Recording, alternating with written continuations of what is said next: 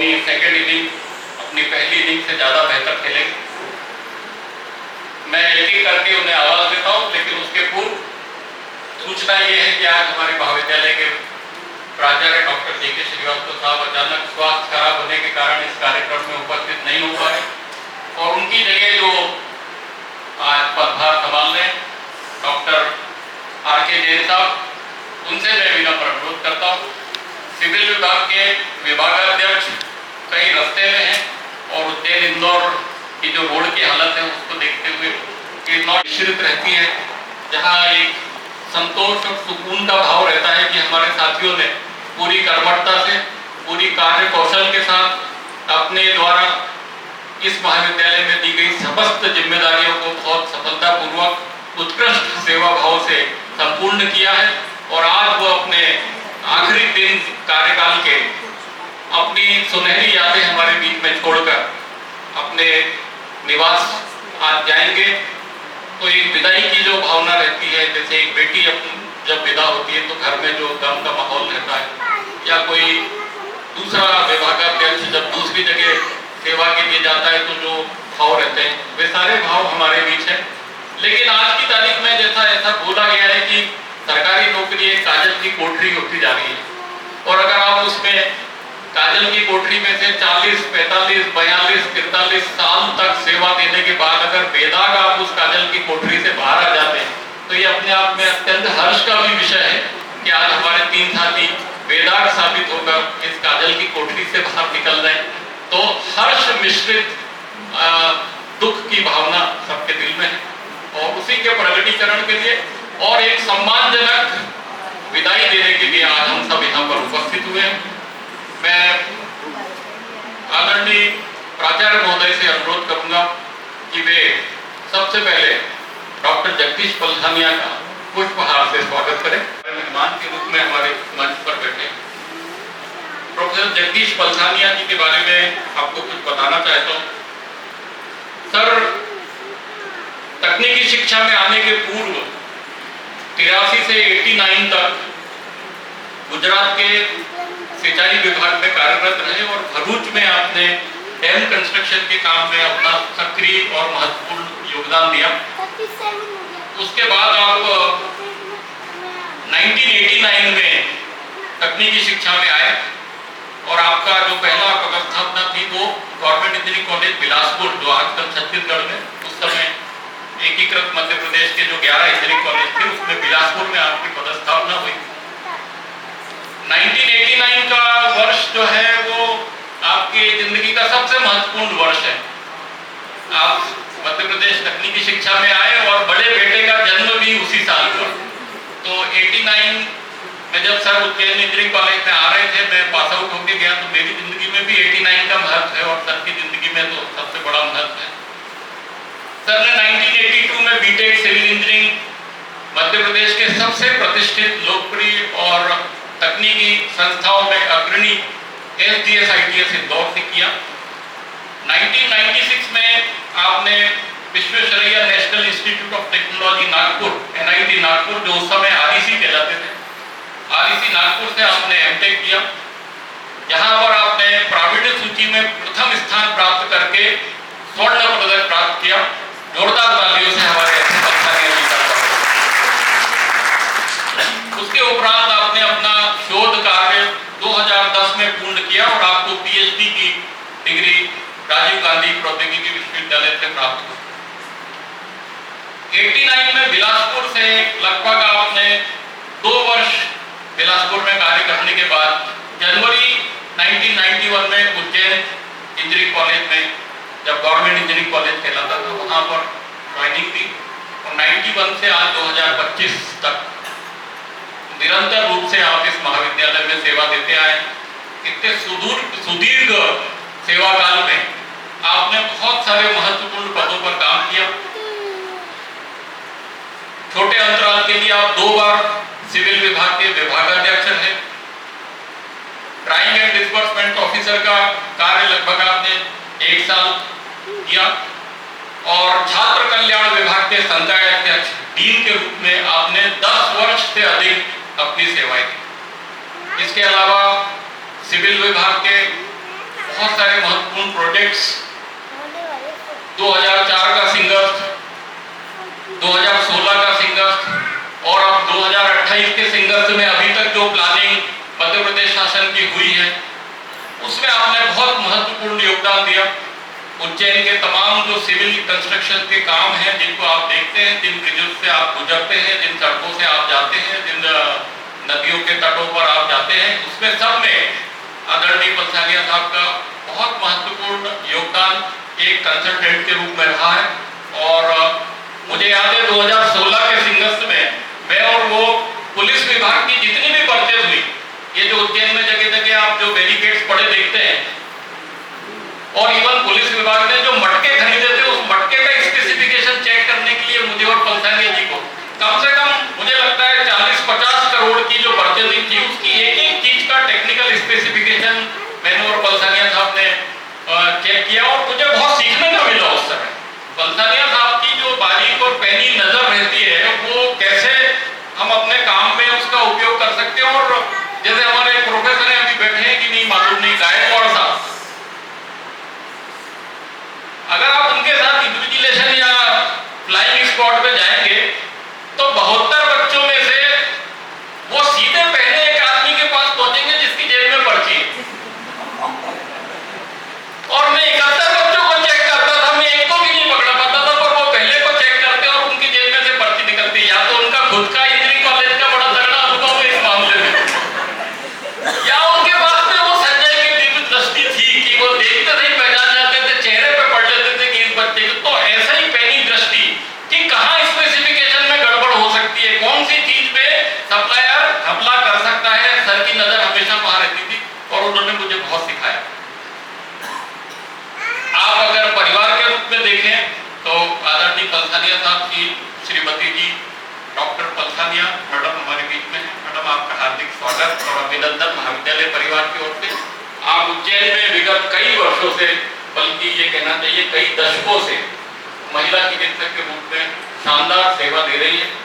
और 2 पुत्र हैं उनके, दोनों पुत्र, एक उनमें से डॉक्टर जिन्होंने एनेस्थीसिया के फील्ड में अपना नाम कर रखा है और वो कंसल्टेंट फ्रीलांसर एनेस्थेसिस्ट के रूप में कार्य करते हैं। और छोटे बेटे इंजीनियरिंग करने के बाद जिन्होंने MBA किया और अभी गुड़गांव में एक सरकारी एक प्राइवेट संस्था में कार्यरत है। दोनों उपस्थित हैं। आप दोनों का और आपके बेटर हाफ का भी हम स्वागत करते हैं। हमारे बीच में एक और हरदिल अजीज अनिल राज मदान और साथ में उनके लगाया जाता था चुटकुलों की खदान, हमारे बीच में मंच पर उपस्थित है। हर समस्या का निदान डॉक्टर अनिल राज मदान का पूरा खानदान तकनीकी शिक्षा में। आपके पिताजी डॉक्टर मुल्क राज मदान पॉलिटेक्निक कॉलेज में थे। आपके बड़े भाई डॉक्टर सुनील राज मदान उज्जैन इंजीनियरिंग कॉलेज के मैकेनिकल विभाग में वरिष्ठ प्रोफेसर थे। उसके बाद वो तमाम पॉलिटेक्निक कॉलेज के प्रिंसिपल रहने के बाद में तमाम प्राइवेट कॉलेजों में प्रोफेसर और डायरेक्टर के पदों को सुशोभित किया। आपका बेटा जो अचित राज मदान है वो आजकल आगर पॉलिटेक्निक में फैकल्टी है और जो बिटिया है वो भी यहीं से इंजीनियरिंग करा उसने। दोनों बच्चे मैकेनिकल इंजीनियरिंग में, इनका पूरा खानदान मैकेनिकल इंजीनियर का और वो अपनी खुद की बढ़िया कोचिंग क्लास चला रही है। सर ने 87 में जगदलपुर में workshop superintendent, assistant workshop superintendent के रूप में अपना सेवा काल प्रारंभ किया तकनीकी शिक्षा में। और लगभग 10 साल बाद आप उज्जैन इंजीनियरिंग कॉलेज में असिस्टेंट वर्कशॉप सुपरिटेंडेंट के रूप में पदस्थ हुए 8 अगस्त 1997 में। उसके बाद आप पदोन्नति प्राप्त कर वर्कशॉप सुपरिटेंडेंट बने सन 2000 में। और वर्कशॉप सुपरिटेंडेंट रीडर के इक्विवेलेंट पद होता है, लेकिन आपने ये विशेष गुण था कि आपने लगातार उच्च शिक्षा के प्रति अपना रुझान रखकर PhD की डिग्री प्राप्त कर प्रोफेसर का दर्जा भी प्राप्त किया, जो मुझे लगता है तकनीकी शिक्षा में एकमात्र आप ही हैं जिन्होंने वर्कशॉप में रहकर प्रोफेसर का दर्जा प्राप्त किया। तो सन 2011 में आप प्रोफेसर बने उच्च इंजीनियरिंग कॉलेज या गवर्नमेंट इंजीनियरिंग कॉलेज दोनों चूंकि में सर काम कर चुके, ऐसा कोई पद नहीं है जिसपे प्रधान साहब कभी न कभी सुशोभित न। अगर मैं सबका नाम लेने चलूंगा तो शाम के 6 बज जाए। लेकिन कुछ जो महत्वपूर्ण पद है, आपने डीन एडमिन के रूप में कार्य किया, आपने महाविद्यालय के रजिस्ट्रार के रूप में काम किया, आपने पीटीडीसी के प्राचार्य के रूप में काम किया, कई बार इंचार्ज प्राचार्य रहे, ड्राइंग एंड डिस्बर्समेंट ऑफिसर रहे, नोडल ऑफिसर इंचार्ज रहे, एग्जाम सुपरिटेंडेंट रहे, सेंट्रल स्टोर प्रभारी रहे, एनएसएस के इंचार्ज रहे। उस जमाने में जितनी पीईटी पीएमटी होती थी सबके आप प्रभारी रहते थे। हमारे बीच में अक्षय वाजपेयी जी आगे, उनसे अनुरोध है कि कृपया अपना स्थान ग्रहण करें। अरे आप इधर बैठिए वाजपेयी जी, आप आज आप दूल्हे हैं आप। तो मैं प्रधान साहब के बारे में बता रहा था आपको। टेक्यूब 2 जब हमारे महाविद्यालय में आया तो आप कुछ अल्प समय के लिए टेक्यूब के मेन कोऑर्डिनेटर भी रहे और आपने बहुत सारे रिसर्च पेपर्स भी लिखे। आपकी जो शिक्षा है वो इसी महाविद्यालय से बीटेक मैकेनिकल, उसके बाद एमटेक आईआईटी बॉम्बे से और पीएचडी 2011 में राजीव गांधी प्रौद्योगिकी विश्वविद्यालय से आपने अर्जित की। परिवार में आपकी धर्मपत्नी के अलावा एक बेटा है अचिंत मदान, जैसा मैंने बताया, और एक बिटिया है जिसने दोनों ने हमारे यहीं से महाविद्यालय से मैकेनिकल में इंजीनियरिंग करी है। मदान साहब का योगदान इस महाविद्यालय में अविस्मरणीय है। तमाम सारी कमेटीज में, तमाम सारी समितियों में, तमाम जगह जहां पर प्रोफेसर इंचार्ज की जरूरत होती है, मदान साहब लगातार सक्रिय रूप से कार्य करते रहे। और अगर मैं ये कहूं कि वो तकनीकी शिक्षा में वर्कशॉप डिपार्टमेंट के बहादुर शाह जफर हैं तो ये गलत नहीं होगा। ये आखिरी वर्कशॉप सुपरिटेंडेंट है, इसके बाद पूरे मध्य प्रदेश में अब कोई वर्कशॉप सुपरिटेंडेंट तकनीकी शिक्षा में नहीं बचेगा। तो ये इस मायने में आखिरी मुगल बहादुर शाह जफर के रूप में आज रिटायर हो रहे हैं। और मदान साहब के बारे में एक और ये विशेषता है कि ये जहां पर भी जाते हैं वहां पर वातावरण को हमेशा खुशनुमा बनाए रखते हैं। जैसा मैंने अभी इनका जिक्र किया था, इनके पास अथाह चुटकुले, हर विषय पर, हर मौके पर इनके पास कम से कम 10 है और एक बार अगर ये सुनाना चालू कर दे तो फिर इनको रोकना पड़ता है। एक एक करके लोग खिसक जाते हैं। मदान साहब चुप नहीं होते कभी। अभी आते आते भी मैकेनिकल से उन्होंने हमको रास्ते में 5 चुटकुले सुना दिए। तो ऐसा आदमी जो हंसता रहता है, दूसरों को हंसाता रहता है, ऐसे व्यक्ति आज के जमाने में बिरले रह गए। मैं श्री वाजपेयी जी के बारे में भी, हमारे यहाँ पे गैस मैन के रूप में आपकी पदस्थापना हुई और ये पद मूलतः तो विलोपित ही है, नाम के लिए पद था, लेकिन गैस मैन उस समय की बात है जब इंजीनियरिंग कॉलेजेस में वर्कशॉप में या मैकेनिकल इंजीनियरिंग में बॉयलर्स वगैरह होते थे और उन चीजों को ऑपरेट करने के लिए गैसमैन की आवश्यकता होती थी। लेकिन उन्होंने मूलतः हमारे कॉलेज में एक जो बस होती थी उसको बहुत सालों तक चलाया, बच्चों को फ्रीगंज से लाना, यहाँ ले जाना। बच्चे जब ट्रिप पे जाते थे, टेक्निकल विजिट्स पे जाते थे तो वाजपेयी जी वो गाड़ी लेके जाते थे। इस मायने से वो बच्चों में बड़े लोकप्रिय रहे, बच्चों के साथ घुल मिल जाना और उनको अपने छोटे भाइयों की तरह स्नेह देके और उनकी सुरक्षा भी करना। बच्चे रहते इंजीनियरिंग कॉलेज के उच्छृंखल रहते, तब दूसरे शहर में जाए तो कैसे बिहेव करना और अगर गलती हो जाए तो पुलिस से बच के कैसे वापस बस को भगा के उच्च इंजीनियरिंग कॉलेज तक लाना, इसमें इनकी महारत थी। तो वाजपेयी जी आज सेवानिवृत्त हो गए। आप देख रहे 1994 और 87 बड़े लंबे 40 मदान साहब तो शायद 42 साल का उनका सुदीर्घ सेवा काल है। आज आप सेवानिवृत्त होने जा रहे हैं। मैंने आपको ब्रीफली इन सब के बारे में इसलिए बताया कि हमारे बहुत सारे जो गेस्ट फैकल्टी हैं, जो युवा लोग हैं जिन्होंने इंजीनियरिंग कॉलेज बहुत बाद में ज्वाइन किया, उनको इन महानुभावों के बारे में ज्यादा जानकारी भी शायद नहीं हो, इसलिए मैंने इन सब के बारे में आपको ब्रीफ में बताया। मैं कार्यक्रम को ज्यादा समय न लेते हुए बहुत शीघ्र आगे बढ़ाने के पक्ष में हूँ, लेकिन उसके पहले एक प्राचार्य की अनुमति से आज महाविद्यालय में फाइनल ईयर की परीक्षाएं खत्म हो गई है। सभी विभागों के प्रैक्टिकल और थ्योरी एग्जाम खत्म हो गए, फाइनल ईयर के बच्चे घर जा रहे हैं। मैं चूंकि ट्रेनिंग एंड प्लेसमेंट ऑफिसर हूँ, हमारी एक टीम होती है बच्चों की, उसमें जो फाइनल ईयर के कोऑर्डिनेटर्स थे उन्होंने बहुत शानदार काम किया था और हमारा जो आज का जो फिगर है, हमारे पास 200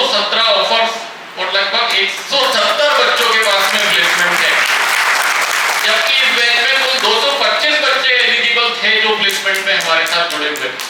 तो हमने लगभग 70% से ज्यादा प्लेसमेंट, और अभी वी आर काउंटिंग, अभी 55 बच्चों का इंटरव्यू होना बाकी है TCS में, और कम से कम 3-4 कंपनी अभी और आना बाकी। हम 30 जून तक काम करने वाले हैं।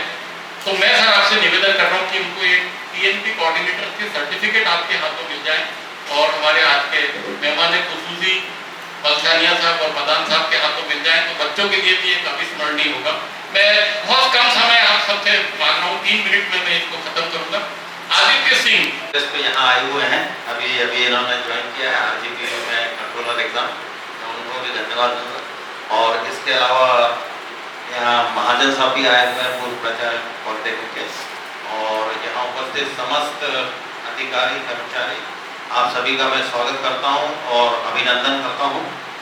और जैसा कि हम जानते हैं कि हम आज इन तीनों के यहाँ फेयरवेल के लिए यहाँ उपस्थित हुए हैं, तो मैं ये कहना चाहूँगा कि ये फेयरवेल अपनी जगह है, लेकिन मैं ये मानता हूँ कि एक युग का अंत की शुरुआत है। और युग के अंत की शुरुआत ऐसे कि जो पलसानिया जी हैं, ये जिस PSC के, मैं भी उस PSC का हूँ, और आज से ये मान के चलिए वो PSC की वजह से खाली होना शुरू होने ही है। तो अगले 4-5 सालों में मुझे लगता है कि करीब 60-70% लोग यहाँ से ऐसे ही बैठ के बाहर हो जाएंगे। जहाँ तक पलसानिया जी का सवाल है, तो जैसा कि शुक्ला जी ने बताया कि तो एमटेक के बारे में इनका बताया कि उन्होंने गोल्ड मेडलिस्ट हैं वहाँ से, तो वहाँ से उनके साथ मैंने भी एमटेक की थी, और मुझे मालूम है कि वो किस तरह से टफ कॉम्पिटिटर हैं, वो मैं अच्छे से जानता हूँ। उसके बारे में तो कल हमने जब इनको फेयरवेल दी थी सिविल में, तो हम बता चुके हैं, उसको मैं ज़्यादा आगे नहीं बढ़ाऊँगा। उसके अलावा बहुत जुनूनी आदमी, जुनून के पक्के हैं, यानी 88 PSC के हैं सर, और मैंने यहाँ जुलाई 89 में ज्वाइन किया था, और डॉक्टर JK श्रीवास्तव साहब ने अप्रैल में ज्वाइन किया था। तब से लेके इवन जब जो NBO हुआ था सिविल का, तब तक जो फ्लूइड मैकेनिक्स लैब है, मैंने कभी उसको रन करते हुए नहीं देखा। और पलसानिया जी ने उस चीज़ को ना सिर्फ इम्प्लीमेंट किया, और बल्कि उसका फ़ायदा MBA के समय भी इंस्टीट्यूट को हुआ, और इंस्टीट्यूट के साथ साथ सिविल और मैकेनिकल के छात्रों को भी काफ़ी कुछ उसका फ़ायदा हुआ। अब रही इसके बाद मदान साहब की बात, तो मदान साहब और उनका परिवार भी मेरा इंस्पिरेशन रहा है, क्योंकि दशहरा मैदान में ये लोग जहाँ रहते थे उससे 2 घर छोटे वहाँ मौसी का घर था। तो बात है ये 45-46 साल पुरानी, 78-79 में मैं जब यहाँ आया था उज्जैन, तो वहाँ छत पे सोया करते थे। उस समय ये पंखों के थे, लेकिन गर्मी हो जाती थी, तो मदान साहब और इनके भाई वहाँ छत पे पढ़ा करते थे। तो हमें मौसी बताया करती थी कि भाई ये लोग बहुत इंटेलिजेंट है और इंजीनियरिंग के छात्र हैं, और उस समय इंजीनियरिंग काफ़ी बड़ी बात हुआ करती थी। तो वहाँ से मेरे को इंजीनियरिंग करने का इंस्पिरेशन मिला, क्योंकि उस समय मैं जिस छोटी सी जगह से आता था, बैतूल से, वहाँ हमें ऐसा कोई गाइडलाइन देने वाला था नहीं। तो यहाँ से हमें एक दिमाग में आया कि नहीं, मुझे इंजीनियरिंग करना चाहिए और उसके लिए ट्राई करना चाहिए। उस समय मैं शायद 9th या 10th में था। और मदान साहब के बारे में जितना भी बोला जाए कम है, वैसे ना लाइट फिर से लाना, सब व्यवस्था करना, ये सब इन्होंने व्यवस्था की है, तो मैं इनका भी आभारी हूँ। और कहने को तो बहुत कुछ है, लेकिन अपन तो काफ़ी कुछ बोल चुके हैं, और मैं अब इन तीनों के दीर्घायु और स्वास्थ्य लाभ की कामना करता हूँ, और उम्मीद करता हूँ कि इनकी जो आगामी लाइफ है वो शांति के साथ कटे। धन्यवाद। आप सबकी अगर इरशाद बोलते तो हम एक अपेक्षा कर भी सकते हैं कुछ।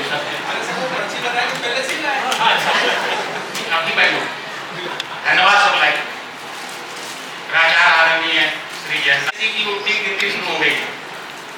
हमारा भी नंबर चल जाने वाला है। मैं उसी PSC का हूँ।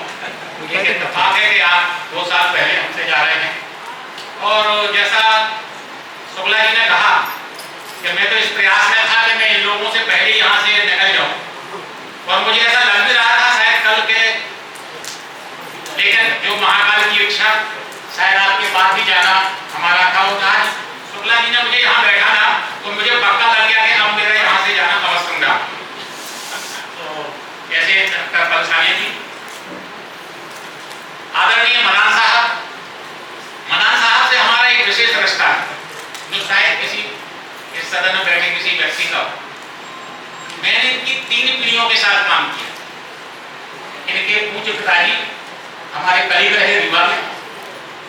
उनकी रिटायरमेंट पार्टी भी मैंने अटेंड की और आपकी रिटायरमेंट पार्टी भी मैं अटेंड कर रहा हूँ। ये मेरा स्वभाव है। इनके बच्चों को, बेटे को, बेटी को मैंने पढ़ाया है। अक्षय वाजपेयी पिछले 8-10 साल से हमारे काफी नजदीक रहे। जब से पेंडा प्रसाद प्राचार्य के चार्ज में आए तब से मैंने अक्षय वाजपेयी कुछ मेरे ज्यादा करीब आया और जब भी मैंने इनको कोई भी काम बताया समय सीमा के पहले ही उन्होंने वो कार्य करके हमको हमेशा सम्मान, स्नेह, प्यार किया। पलसानिया जी के बारे में ज्यादा क्या है कि आधा घंटे में देख रहा था कि शुक्ला जी ने जब से माइक पकड़ा तो पलसानिया जी के बारे में, मदान साहब के बारे में और अक्षय वाजपेयी के बारे में इतना सारा कुछ सजा बता दिया कि अब बताने को कुछ शेष रह नहीं गया। फिर भी बड़े ही सरल, सहज और मृदुभाषी व्यक्ति है। हमारे साथ कई जगह उन्होंने काम किए हैं। कई ऐसे संस्मरण हैं जिनको मैं यहाँ उद्धृत नहीं करना चाहता, लेकिन उन्होंने हमेशा मुझको सही और सार्थक सलाह कई मुद्दों पर दी है।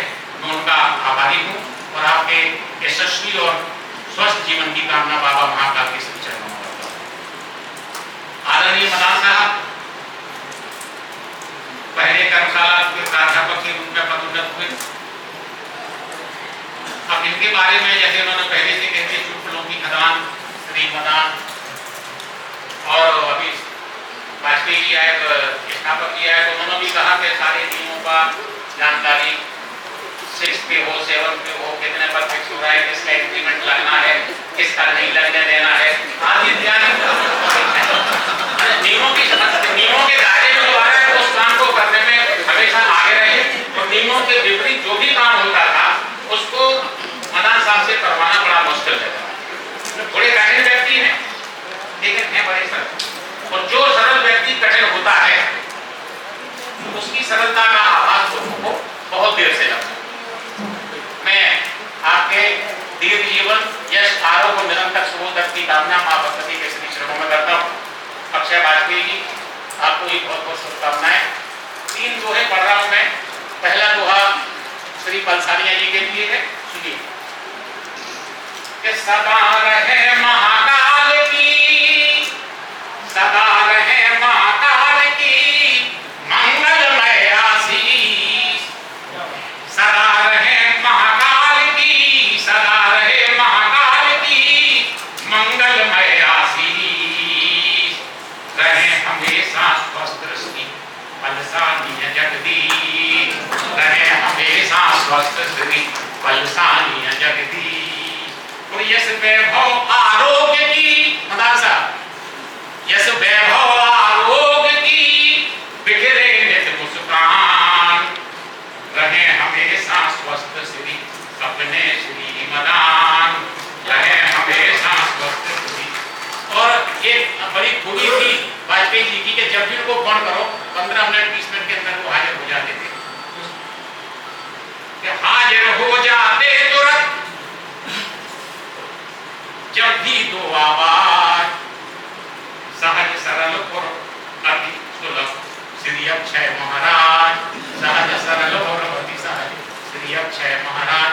आप तीनों विभूतियों के यश, आरोग्य और दीर्घ जीवन की कामना मैं बाबा महाकाल जी के श्री चरणों में करता हूँ। धन्यवाद। के बारे में मैं कुछ आपको बताना चाहता हूँ कि इनके पिताजी जो थे पंडित दयाशंकर जी वाजपेयी, उज्जैन के नहीं पूरे भारत के संस्कृत के प्रकांड विद्वान। इनके पिताजी के सुमन जी जैसे लोग पैर छूते थे। राममूर्ति त्रिपाठी और दूसरे जो उज्जैन के तमाम विद्वान थे वो चाचा जी के चरणों में बैठ के उन्होंने शिक्षा ली। और मजे की बात ये कि वो जन्मांध थे, प्रज्ञाचक्षु थे, उनको बचपन से उनकी आंखें नहीं थी, इसके बावजूद उनकी संस्कृत में जो महारत थी वो खुद एमए थे संस्कृत में। और चाचा जी की आंखें न होने का सबसे बड़ा फायदा अक्षय वाजपेयी जी ने उठाया और ये पढ़े नहीं था। ये 8वीं तक पढ़ने के बाद में इन्होंने पढ़ाई से हाथ जोड़ लिए और वो बॉम्बे ऑटो गैरेज में ये मैकेनिक बन गए। वो जो मियाँ भाई थे उनके साथ में ये स्कूटर और वो सब सुधारने का इन्होंने काम किया। और उस समय उज्जैन में फुटबॉल का माहौल था, एक तूफान क्लब होता था, उसके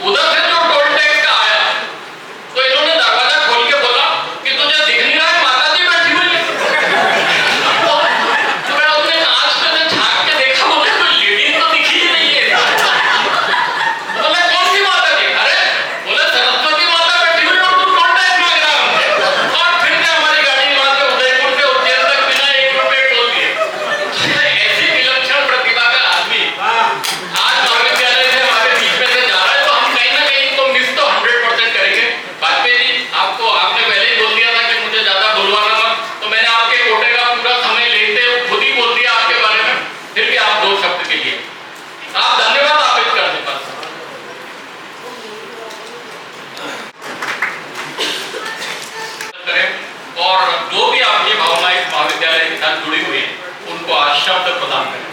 आदरणीय प्रधान। चेक करते हैं, चेक करके लगा के पहले। धन्यवाद शुक्ला जी।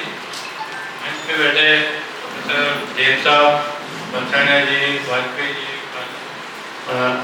नगाय साहब, आप सभा में उपस्थित जितने भी अधिकारी कर्मचारी बैठे, सबसे पहले मैं सबका आभार प्रकट करता हूँ कि वो यहाँ पर उपस्थित होकर मेरे को इतना आदर दिया। अब इसके बाद मैं ज़्यादा समय नहीं लूँगा, थोड़ी बातों में मैं अपना पूरा संक्षिप्त विवरण दूंगा। कि किसी ने मेरे से पूछा कि आज तुमको दुख हो रहा है कि खुशी हो रही है, तो मेरा जवाब ये था कि ना कोई दुख हो रहा है ना कोई खुशी हो रही है। ये एक विधाता की प्रक्रिया है जिससे सबको गुजरना पड़ता है। जैसे मृत्यु अटल सत्य है, सबको उससे गुजरना पड़ता है। इसलिए दुख और सुख से कोई मतलब नहीं। आप नदी की धारा में अपने को डाल दीजिए, बहते जाइए, जो समय होगा, जो ऊपर वाला बताएगा, आपको भोगना। इसलिए दुख और सुख के इसमें कोई नहीं है। जो आने वाला समय है, ऊपर वाला जो बोलेगा, आपको खुशी से उसको एक्सेप्ट करना है। दूसरी बात यह है कि सर ने इतना बोल दिया मेरे बारे में, इतनी प्रशंसा कर दी मेरे बारे में, जितना तो मेरी पत्नी ने आज तक नहीं की होगी, ना मेरे ससुराल वालों ने की होगी। तो मैं सर को बहुत आभार दे रहा हूँ कि बहुत बहुत सर को धन्यवाद। वर्मा जी ने अभी कुछ कहा था कि ये श्रीफल के बारे में कुछ बोले, तो मैं एक छोटा सा वृत्तांत बता रहा हूँ कि सच घटना है कि ऐसी एक समारोह था, तो जो साइड में एक स्टूडेंट था, उसको बोले जा बेटा शाल श्रीफल ले आए, इनको देना है। तो बेचारा 10 मिनट तक घूम के आया, बोले था वो श्रीफल क्या होता है? बोले भैया नारियल को श्रीफल बोलते हैं। तो कई बार इस प्रकार से कंफ्यूजन हो जाता है। तीसरी बात, तो सर ने मेरे करियर के बारे में बोला, तो सन 1981 का मैं यहीं का पास आउट हूँ। उसके बाद मैंने 3 साल गजल गेल में काम किया था। तो गजल गेल का मैं जिक्र इसलिए करता हूँ कि उसका संबंध पीछे बैठे कुछ छात्रों से भी हो सकता है कि जब मैंने वहाँ ज्वाइन किया तो मैं प्रोडक्शन में था, नाइट शिफ्ट में रहता था। नाइट शिफ्ट में क्या रहता था, ऑपरेटर बेवकूफ बनाते थे, मशीन बंद कर देते थे, बोले मेंटेनेंस है। तो कहने का मतलब ये है कि किसी भी चीज के लिए सबसे पहले उसकी तहकीकात करो और उससे जितने रिलेटेड क्वेश्चन है अपने दिमाग में लाओ और उसके बारे में एक एक क्वेश्चन सारे के बारे में सॉल्यूशन ढूंढो, तो आपको किसी भी समस्या का हल निकल सकता है। छात्रों के लिए जैसे महाभारत का एक प्रसंग था कि अभिमन्यु मारा क्यों गया, तो कारण क्या था कि वो चक्रव्यूह में घुसना जानता था, बाहर निकलना नहीं जानता। कोई भी मशीन हो या इक्विपमेंट हो जब आप उसको डिसेंबल करते हैं तो जो उसकी सीक्वेंस है वो अगर आपको ध्यान में हो तो असेंबली में प्रॉब्लम नहीं आएगी। अगर आपको सीक्वेंस ध्यान नहीं है तो असेंबली में आपको प्रॉब्लम आएगी। इसलिए चक्रव्यूह में वो फंस गया और वो समाप्त हो। तो यही मैं आपको कहना चाह रहा हूँ छात्रों को कि जो भी जहां भी आप काम करें, हर तरफ से जिस काम के प्रति आप हैं उसके बारे में सोचें, समझें और जितना आपको हो सकता है उसकी तहकीकात करके ज्ञान प्राप्त करें। और इससे ज्यादा मैं ज्यादा समय नहीं लूंगा। फिर से मैं आप सबका आभार प्रकट करता हूँ कि आप यहाँ उपस्थित हुए, आपने सम्मान दिया। धन्यवाद। बच्चों के लिए भी और जो हमारे युवा साथी इंजीनियरिंग कॉलेज में आप नौकरी में ज्वाइन हुए उनके लिए भी अब समय है हमारे एक और मेहमान खुशबी डॉक्टर जगदीश पलथानिया साहब को सुनने का। एक वाकया मैं उनके बारे में आपको बता दूं, उसके बाद मैं उनको आमंत्रित करता हूं। मैं 97 में मैंने ज्वाइन किया और ज्वाइन करने के पहले एयरफोर्स और उसके बीच में जब बेरोजगार था तो मैंने शादी कर ली मौके का फायदा उठा के। तो 98 या 99 की बात है, मैं किसी काम से सेक्रेटरिएट में वो अपने सतपुड़ा भवन में ऊपर नीचे हो रहा था, पलथानिया जी भी ऊपर नीचे हो रहे थे। चतुर्थ तल पे अपना तकनीकी शिक्षा है और तीसरे या 5वें तल पे चिकित्सा विभाग। तो मैंने सर से पूछा, मैंने कहा सर आप क्यों परेशान हो रहे हो? बोले यार वो मुझे एक सर्टिफिकेट बनवाना है। तो मैंने कहा अपना तो विभाग चौथे तल पे, आप तीसरे तल पे कहाँ घूम रहे हो? बोले भैया मुझे अपना नहीं अपनी मिसेज का बनवाना है। अब वहां से नीचे आए, लिफ्ट बंद थी उस दिन, तो 3 मंजिला नीचे आए, फिर बैंक में पैसे भरे, फिर ऊपर गए, फिर वो कुछ बता दे तो फिर बैंक में आए, ऐसे करके पूरे दिन भर ये परेशान होते रहे। शाम को मैंने पूछा इनसे जब हम निकल रहे थे कि मैंने कहा सर क्या हुआ? अरे यार बोले किसी काम का सर्टिफिकेट नहीं है, सरकार ने मांग लिया है पर अब मिसेस ने बोला है तो मैं बनवाने आ गया। तो मैंने कहा जब काम का नहीं था तो इतने परेशान क्यों हो रहे? तो मेरे से बोले तेरी शादी हो गई?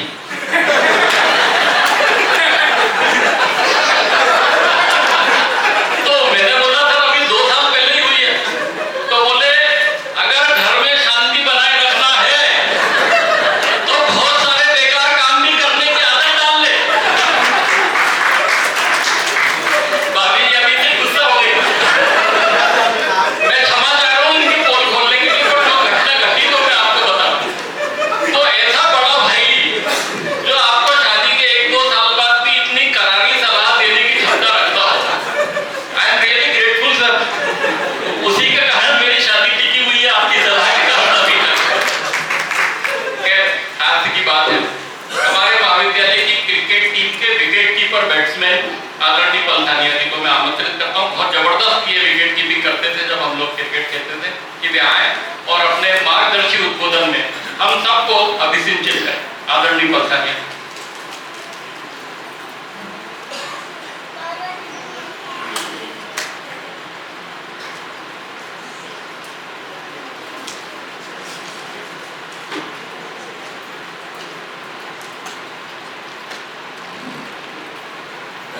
सभी महाविद्यालय परिवार के साथियों को शत प्रणाम करता हूं।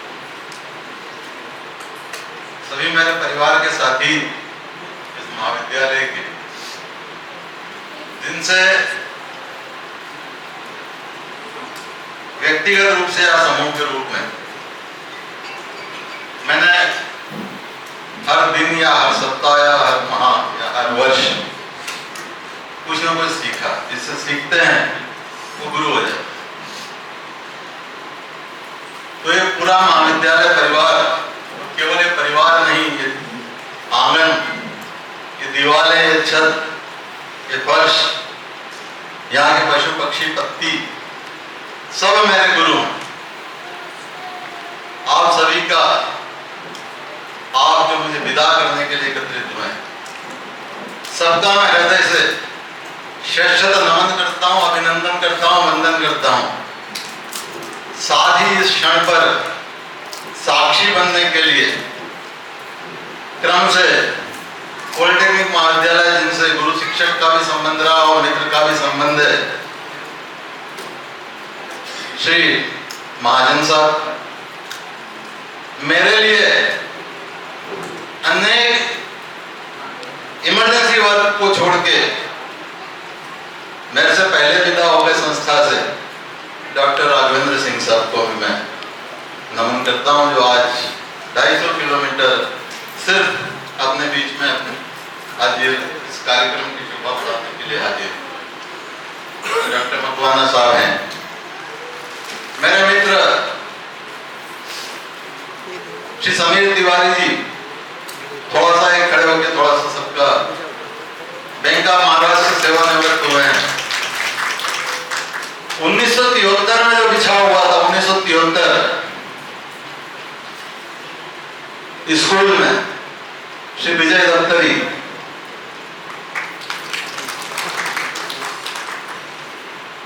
और हमारे 1973 बैच के और भी साथी बस करके आ रहे हैं, लेकिन प्रेमवश जैसा हनुमान जी को रोक लिया गया वैसे वो कहीं रुक गए, हो सकता है आ ही ना। उसमें से एक महिला हैदराबाद से चली है, एक औरंगाबाद से चली है, एक दिल्ली से चली है, एक मित्र नासिक से चले हैं। क्या प्रेम है साहब, क्या नहीं पाया हमने। भोपाल से चले हैं, इंदौर से चले हैं, बस करके आ रहे हैं। और मेरे बड़े समधी और समधन दोनों से सर, आप हिसार से आए हैं आज के लिए, मैं आपकी उपस्थिति को रेखांकित करता हूं और नमन करता हूं। मेरा परिवार, श्रीमती, बड़ा पुत्र, छोटा पुत्र, दोनों बहुएं, पोते पोती, आज सब इस कार्यक्रम में उपस्थित है। और मंच पर उपस्थित आज देखिए ये न रेगुलर प्राचार्य है न रेगुलर विभागाध्यक्ष। समय जो है ना, मतलब आप उसको कल्पना नहीं कर सकते। पहले तो था कि कौन प्राचार्य रहेगा,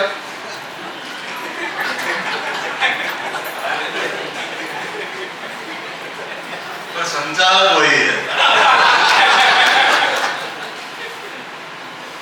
धन्यवाद सर। मैंने कल भी कहा था कि धरती पर कहीं स्वर्ग है तो इस इंजीनियरिंग कॉलेज में। आज के मैंने तो इस डायस और इस सभागार में कम से कम 100 भाषण तो दिए होंगे और हर भाषण कम से कम 15 मिनट और ज्यादा ज्यादा 1 घंटे का रहा होगा। ये तो आदत स्वभाव हो गई थी, मतलब एक डीएनए जैसे हो गया था। लेकिन आज का शिक्षक मैं कहता हूं रामराज, इस संस्था में यहाँ 36 वर्षों की सेवा जो मैंने करी है और कुल मैंने 44 वर्षों का सेवा कार्य किया है इस महाविद्यालय, इस तकनीकी शिक्षा में 36 वर्षों की सेवा की, तो ऐसा लगा रामराज ने महसूस किया 10 से भी अधिक प्राचार्यों के साथ में काम करने का सौभाग्य प्राप्त हुआ और सबसे आज एक जैसे मधुर संबंध है। यह रामराज जी क्यों काम है? यहाँ पढ़ने पढ़ाने अन्य कार्यों, चाहे स्वयं का उच्च अध्ययन करना हो, आपको अपने आप को अपडेट करने के लिए कोई रिफ्रेशर कोर्स करना हो, रिफ्रेशर कोर्स का आयोजन करना हो, किसी प्रयोगशाला का रखरखाव करना हो, नई प्रयोगशाला बनाना हो, कोई भी कार्य हो, किसी अन्य संस्था से काम लेना हो, अन्य संस्था में काम करना हो, तो ये आकाश खुला है, पंख आपको फैलाना है, कोई रोक टोक नहीं है। यहाँ पे विद्यार्थियों के खेलकूद कार्य करवाना हो, सांस्कृतिक गतिविधियां करवाना हो,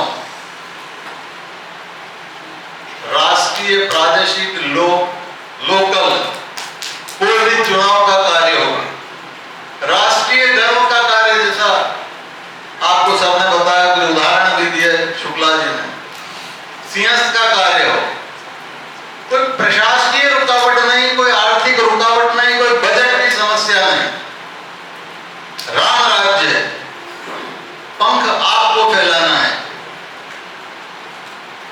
कॉलेज में कार्य करने की कोई बंदिश नहीं। ठीक है, कभी कभी हमको 10:30 5 समय घड़ी बताती है, लेकिन वास्तव में देखें, अपने मन को टटोलें तो आप यहाँ करें, घर पे करें, वर्क फ्रॉम होम तो अभी आया, हम तो देख रहे हैं लगभग 30 साल के ऊपर से कोई बंदिश नहीं। तो यही तो रामराज है ना, काम करो और नहीं भी करो तो कोई दिक्कत। हर नवाचार को प्रोत्साहन मिलता है। कैशलेस ट्रांजैक्शन भारत सरकार ने 2010 के आसपास शुरू किया। हम इस संस्था में भारत शासन से पहले कैशलेस ट्रांजैक्शन प्रारंभ कर चुके थे। एनईएफटी आरटीजीएस आया और 2 महीने में हमने संस्था में आरटीजीएस एनईएफटी चालू कर दिया। हमारे साथी कर्मचारियों को जो नगद भुगतान होता था, कैशलेस, जीरो बैलेंस खाता, जब न किसी समाचार में आता था न समाचार पत्र में छपता था, इस संस्था ने मध्य प्रदेश या देश की किसी भी पहली या अग्रणी कहें, जीरो बैलेंस, तत्कालीन प्राचार्य ने कहा फोटो कौन खिंचवाएगा? मैंने कहा बैंक वाले खिंचवाएंगे। जीरो बैलेंस पे खाता, हम उस समय झाड़ू भी खरीदेंगे तो कैशलेस खरीदेंगे। तो रामराज जी, पंख आपको फैलाना है, हर नवाचार को प्रोत्साहन मिलता है। विद्यार्थियों की कौशल मनी याद करें, 25 रुपए का स्वयं का पता लिखा हुआ, डाक टिकट लगा हुआ 25 रुपए का लिफाफा ऑब्जेक्शन हुए, दो अलमारियां भर के काउंटर फाइल्स रखी हुई थी चेकबुक की, उनको डिस्पोज करवाया। बोले लाख फॉर्म छपवा रखे हैं, सबको फेंक दो, आधे पेज का फॉर्म छपवाओ। जिस विभाग में विद्यार्थी काम करता है केवल वहां से वो नो ऑब्जेक्शन लेगा। सब मंजूर किया, क्यों नहीं होता? आप आगे बढ़ो, पूरा कॉलेज आपके साथ है। परीक्षा में पेपर सेटिंग का काम हो ऑनलाइन कीजिए, किया कुछ समस्या आती निराकरण भी हो जाता है। अटेंडेंस हो, अटेंडेंस अभी हम ऑनलाइन कर रहे हैं। असाइनमेंट हो, असाइनमेंट को भी ऑनलाइन किया। कई महत्वपूर्ण कार्य किए जिसमें सभी लोग कहते हैं, तो वो चैलेंज मैंने स्वयं से लिया था FM लैब का चयन। मेरे को किसी प्राचार्य ने, किसी विभाग अध्यक्ष ने, किसी साथी ने कभी नहीं कहा। ये चैलेंज मैंने स्वयं लिया था कि इस लैब को तो वापस खड़ा करना है, और सबके सहयोग से लगभग उसमें 150 नोटशीट लिखी। आप देखिए राम राज्य क्या है, आप अन्य विभागों से कंपेयर कीजिए, कितना कठिन है विभागों में कार्यक्रम। आज याद करके बता दीजिए, हमारे विभाग में किसी को भी कभी चार्जशीट मिली हो? किसी को चार्जशीट नहीं मिली। किसी के इंक्रीमेंट रोक दिए गए, कोई इंक्रीमेंट, किसी का इंक्रीमेंट मेरे को 35 साल में याद नहीं। किसी को बाय फोर्स लीव पे भेज दिया हो, कुछ भी नहीं। तो राम राज्य है ना। सीएस की भीड़ नियंत्रण का कार्य हो, तत्कालीन एसपी कहते पलसाना जी चाहते क्या हो? मैंने कहा आप कहते हो प्रमाण पत्र देंगे, प्रमाण पत्र की फोटोकॉपी करवा के मेरे पास आएंगे के साथ इसको लगाएंगे हम इसके हमारे ऑफिस। तो बोले फिर क्या करना है? मैंने कहा साहब इनकी सर्विस बुक में एंट्री करवा। एसपी साहब ने खड़े होकर कहा था सर ऐसी सोच नहीं देखी। बोले हो जाएगा, और हुआ। सबकी सर्विस बुक में वो एंट्री हुई है प्रमाण पत्र के स्थान पे, और उसमें से कम 10 लोगों को उसका प्रमोशन मिला है। लोक सेवा आयोग के कार्य हो, चाहे पैनल बनाना हो, सिलेबस सोचिए 35 साल से वही घिसा पिटा सिलेबस चल रहा था, 35 सालों से। मन में दृढ़ संकल्प था कि सिलेबस तो बदलना है। 6 चेयरमैन बदल गए, लेकिन मैं उस सिलेबस को बदलने में सफल हुआ। पेपर सेट नहीं करते लोग, क्यों नहीं करते? 150 रुपए पर क्वेश्चन का मानदेय देते थे। तो कितना देना चाहिए? इनका कम से कम 500 बोले दिया। डाक टिकट बोले इनका रसीद लगाना पड़ती है, आप क्या चाहते हैं? इनका फिक्स कर दीजिए बगैर बिल के 300 रुपए। और क्या चाहिए हमको तो बताना तो हमको पड़ेगा। एज एन आउटसोर्स एक्सपर्ट के रूप में, और मैं आप सबको कभी न कभी तकलीफ देता हूं कि भैया ये काम है लोक सेवा आयोग का, कर दो। इतना मान सम्मान मिलता है कि मन भर के इंटरव्यू हो, पेपर सेटिंग हो, वैल्यूएशन का कार्य हो, कोई भी बैठक में, तो उनके लिए तो एक जैसे चुटकुलों की खदान जैसे बताया सबका, वैसे ही इंजीनियरिंग कॉलेज उज्जैन एक बहुत रिसोर्स इंस्टीट्यूट है। और मेरे सेवानिवृत्त होने के बाद में कुछ लोग जुड़े और इसको आगे बढ़ाते जाएं। अब जो कुछ कार्य शेष रह गए मेरे मन में जो थे कि कभी ग्रेगोरियन कैलेंडर, हम आर्थिक रूप से अलग कैलेंडर उपयोग करते हैं, शासन का कैलेंडर हमारा शक सम्मत होता है, जो कैलेंडर हम लोगों को मिलते हैं उस पर सम्मत लिखा रहता है। तो शैक्षणिक कैलेंडर हम क्यों नहीं अलग बना सकते? सर बैठे हैं, एक बार हमने पीएस को कहा था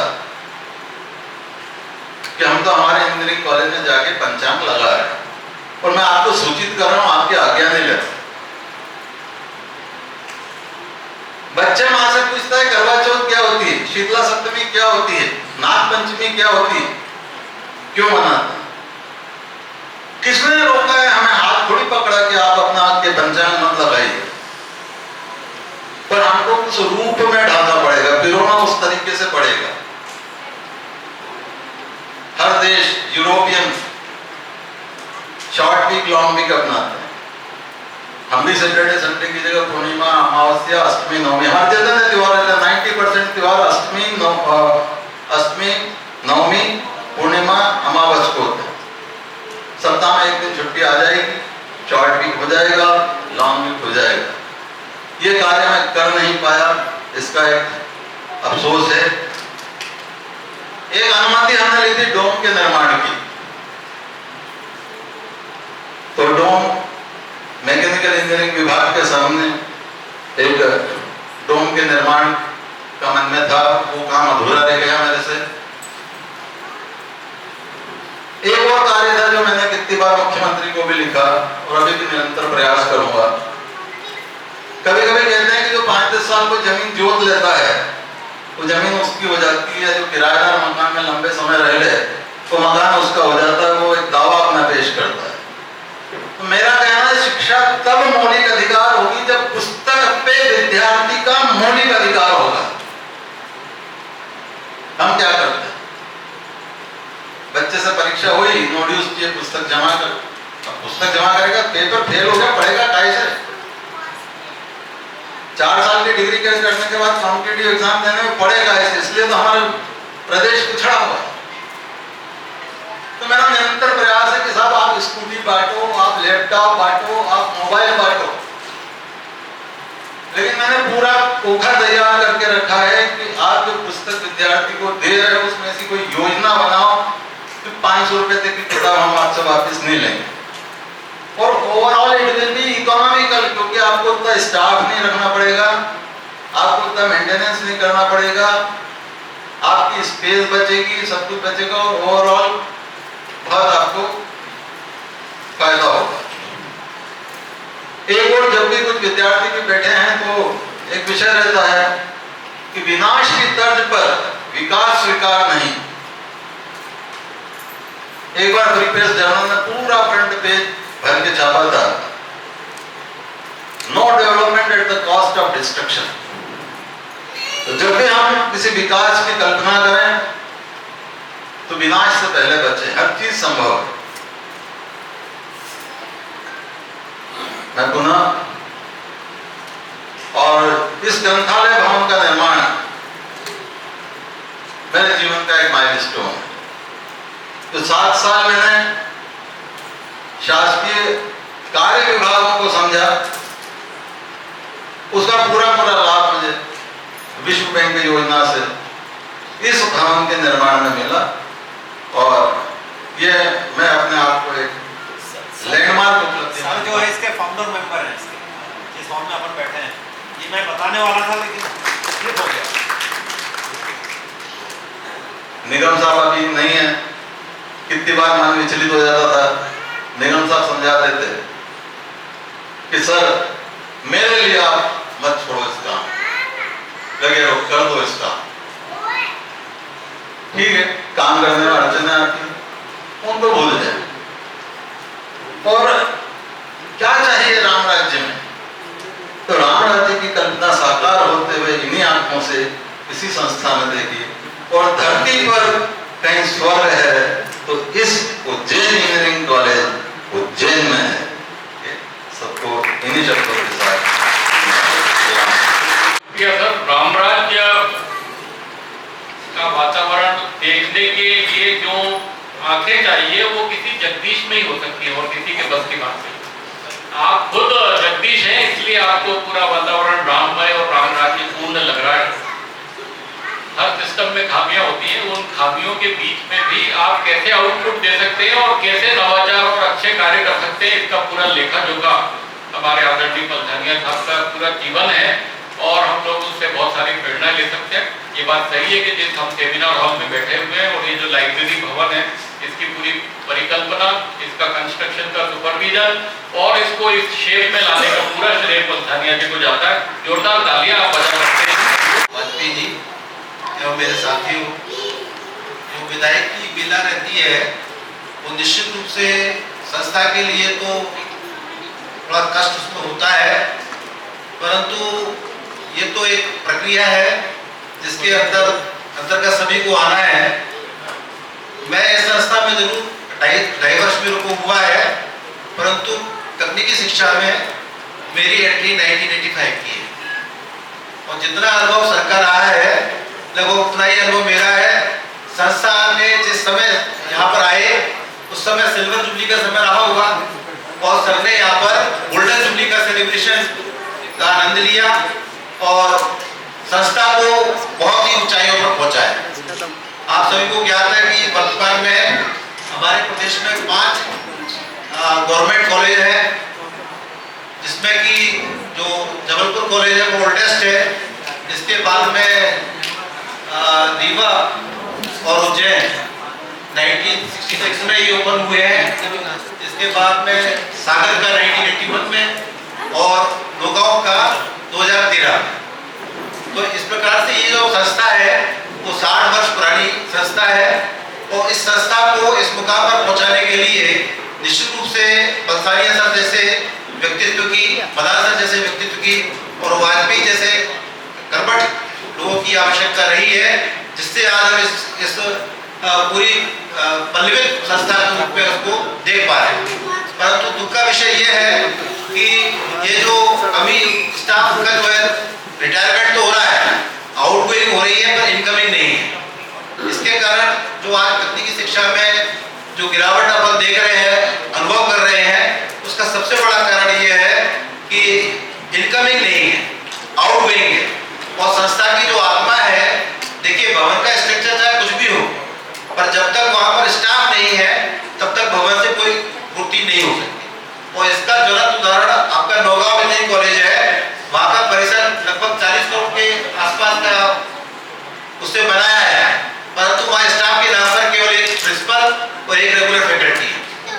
तो हम इस संदर्भ में बहुत भाग्यशाली हैं कि वर्तमान में जबलपुर कॉलेज और उज्जैन कॉलेज निश्चित रूप से अपने एक ऊंचाइयों के स्तर पर है और हम ये कामना करते हैं कि ये स्तर जो बंसालिया सर ने और मदार सर ने जो यहाँ पर नींव रखी है उसको हम आगे बढ़ाएंगे। और मेरा तो केवल इतना ही अपेक्षा रहती है कि यदि व्यक्ति काम करता रहे तो संस्था निश्चित रूप से आगे बढ़ती है। यदि आपका जो सोच है वो सकारात्मक है और किसी भी संस्था के विकास में चाहे छोटा कर्मचारी हो या बड़ा अधिकारी, सभी की बराबर भूमिका रहती है। यदि संस्था का विकास होता है उसका श्रेय भी सबको मिलता है और संस्था यदि गलत दिशा में जाती है तो उसका भी परिणाम हमें भुगतना पड़ता है। तो मेरे तो ईश्वर से ये प्रार्थना है कि बंसालिया सर ने जो यहाँ पर नींव रखी है उसको हम आगे बढ़ाएं और इस दिशा में भविष्य में भी उनका मार्गदर्शन इस संस्था को प्राप्त होता रहे। मैं जब यहाँ पर आया तो सर से मुलाकात हुई, 2-2.5 साल के पीरियड में कभी भी मैंने उनको निराश या उदास या किसी भी उससे विचलित नहीं देखा। हमेशा उन्होंने मोटिवेट किया और जिसको कि ये उनका जो गुण है, जैसा शुक्ला सर ने बताया कि उन्होंने अपने जीवनचर्या को इस तरह से ढाल लिया कि कभी भी किसी प्रोजेक्ट से या काम से घबराना नहीं, उस लक्ष्य की ओर अपने को बढ़ना है। तो कुछ लक्ष्य उन्होंने हासिल किए, कुछ अधूरे रहे। तो मेरी ये उम्मीद है कि उस लक्ष्य को पूरा करने की दिशा में हम सभी एक सामूहिक प्रयास करेंगे। मैं तीनों के उज्जवल भविष्य की कामना करता हूँ और परिवारजनों से इतनी अपेक्षा रखता हूँ कि सर ने जो मान सम्मान यहाँ प्राप्त किया है, आज के बाद उस मान सम्मान परिवार से उनको मिलता रहे। धन्यवाद। इन 28 सालों में अगर मेरे से कोई गलती हुई हो या मेरे व्यवहार से किसी को दुख पहुंचा हो तो मैं हाथ जोड़ के सबसे क्षमा मांगता।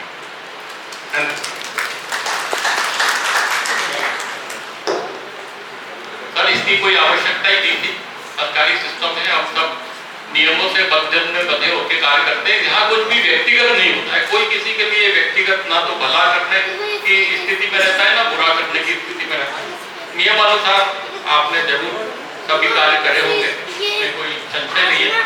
कार्यक्रम के लगभग अंतिम चरण में हम पहुंच गए। आप लोगों से 5-7 मिनट की और गुजारिश करूंगा। मैं आदरणीय जैन साहब और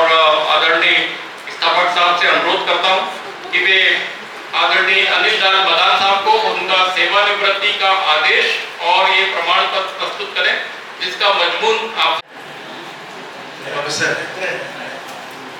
जगदीश परसानिया जी, प्रोफेसर अनिल राज प्रधान जी और अक्षय वाजपेयी, मंचासीन प्राचार्य आपके जैन साहब, प्रोफेसर अब्दुल जी और इस कार्यक्रम के संचालन करता प्रोफेसर अब्दुल शुक्ला जी और परसानिया जी और प्रधान साहब के और वाजपेयी जी के प्रिय परिवारजन और मेरे प्रिय साथी,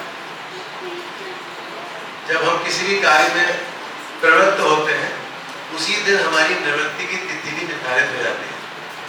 तो ये प्रवृत्ति और निवृत्ति का खेल है। शासन के नियमानुसार निश्चित तौर पर सेवा निवृत्ति होनी है, क्योंकि आप सेवा में प्रवृत्त हुए थे तो सेवा में निवृत्ति होना है। और बड़ा अद्भुत खेल है, जब हम ज्वाइन करने आते तो परिवारजन साथ में कोई नहीं आता है और जब फेयरवेल होती है, विदाई समारोह होता है तो सभी आ जाते हैं, नाती पोते तक आ जाते हैं। तो ये हमारी पूरी प्रोफाइल या प्रोग्रेस दिखाता है, शायद इसका कारण ये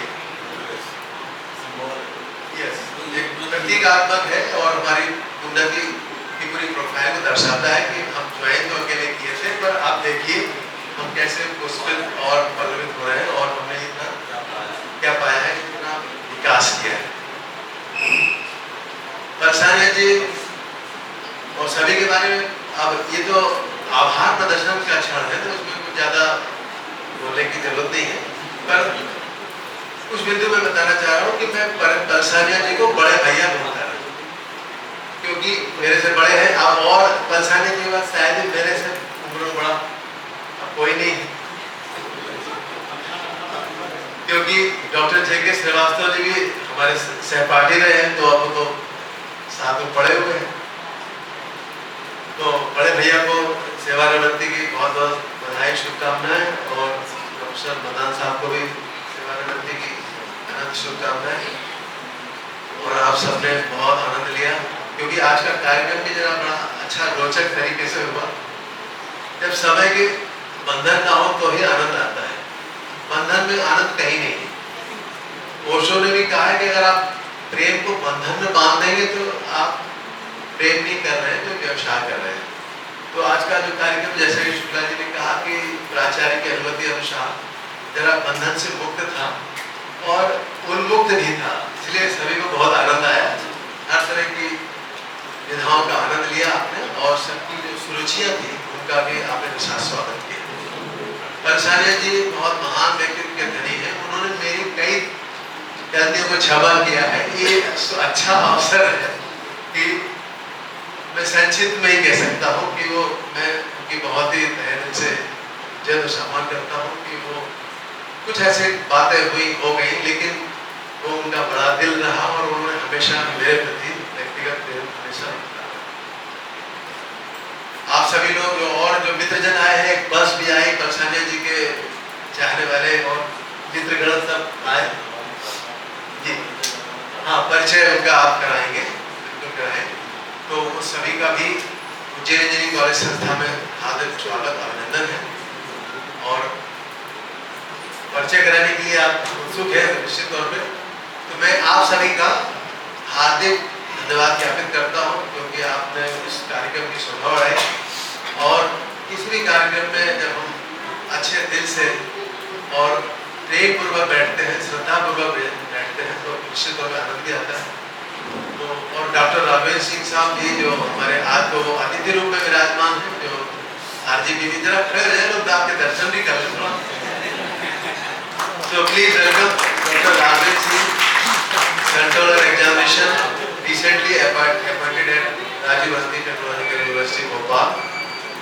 तो आप सभी का हार्दिक आभार है और ऐसे ही आप हंसते मुस्कुराते रहें। मैं जो मंचासीन सेवानिवृत्त होने वाले प्रोफेसर डॉक्टर परसानिया, प्रोफेसर मदान और वाजपेयी जी के सुख स्वास्थ्य, जीवन और मंगलमय भविष्य की कामना करता हूँ। बहुत बहुत शुभकामनाएं।